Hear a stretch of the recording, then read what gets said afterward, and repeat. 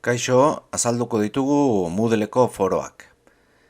Foroak komunikazio bide garrantzitsua izan daitezke, ze irakasleak abisuak edo albisteak eman dezazke, eta baita ere zalantzen guneak sortu daitezke. Eta beste alde batetik, jarduera bat osa daiteke, ebaluatzeko jarduera bat. Ikasleek eztabaidetan eta gai batzuren aurkezpenak egiteko. Hemen beti Moodlek ikastaro bat sortzerakoan hasieran sortzen du foro bat, albisteena. Hau irakasleak bakarrik kudeatu dezake. Berak argitaratzen du eta ezin zaio erantzun. Oazen orain dauden foro ezberdinak ikustera. Gehituko dugu jarduera, foroa. Foro orokorra. Hau zalantzen gunea izan daiteke. Hemen edozeinek argitaratu eta erantzun dezake beste argitarapenei. Banoa, hau zehaztu dut, foro orokorra. Hemen daude foro mota guztiak, joango gana, pixkaran, bakoitza ikusten. Hau ez dut puntuatuko, ez dut kalifikatuko, ze zalantzen gunea izango da. Gorde ikastaro. Irakasle bezala, joaten ba naiz hona, hemen argitaratu dezaket, eztabaidagai bat. Listo, hemen dago. Ikasleak, hemen dauka, foro orokorra sortu dudana, eta gehitu dezake nahi duen gaia, zalantza bat, plazaratu dezake, edo baita ere, irakasleak jarri duenari erantzun diezaioke. Beste bat. Eztabaida bakarra. Hemen irakasleak eztabaida adierazten du. Eztabaida bakarra. Eta ikasleak honi erantzun behar diote. Baina eztabaida bakarra da.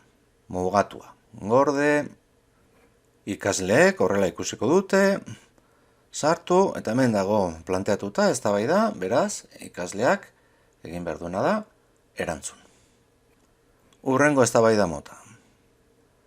Gehitu, foroa, galdera erantzunak.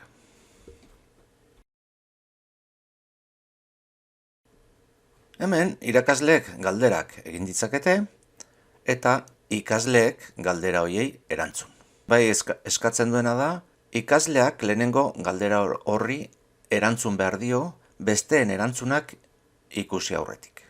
Behin erantzun da berak, ja bere iritzia bakarrik jarri du, eta besteenak ikusiko ditu konparatzeko. Baina, lehenik berak erantzun behar du. Hemen jarriko dut puntuazioa nahi dudala. Kalifikatzea nahi dut. Kalifikatzeko, foro osoko kalifikazioa, puntuazioa. 10etik, kalifikazio zuzen arrunta. Nahi badut errubrika bat ere sortu dezaket, baina horrela utziko dut. Eta hau, kategoria batean ere sartu dezaket. Puntuazioa, hemen pentsatu galdera horiei erantzun bat baino gehiago, edo beste ikasleek egin duten ekarpenei erantzun diela, beraz, guztiak ebaluatu ditzaket, eta jarriko dut parte hartze bakoitzaren batazbestekoa izango dela azken not. 10etik, eta listo. Galdera erantzunak. Ikasleak horrela ikusiko du, joaten bada, hemen irakasleak galdera bat proposatu du. Baina zer esaten dio?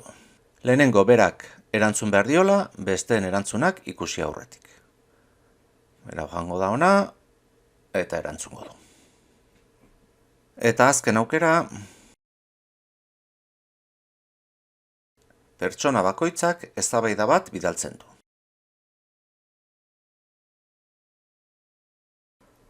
Honek balio dezake ikasle bakoitzak eztabaida bat bidali behar du, gai bat aurkeztu dezake adibidez, edo gogoeta bat, eta besteek erantzun dezakete. Baina ikasle bakoitzak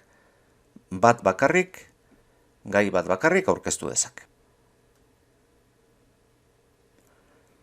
Eta haue dira dauden foro motak. Orain, nola ebaluatzen dugu? Hau esan dugu, ebaluatu egingo dugula, foro mota hau, banoa ona, eta hemen ikusten duzue erantzun badagoela. Joango naiz, eta hemen jarri dezaket puntuazioa. Gero joaten naiz kalifikazioetara, hemen agertzen zait jarri diodan nota. Eta honekin foroen azalpena amaitutzat emango dugu. Agur!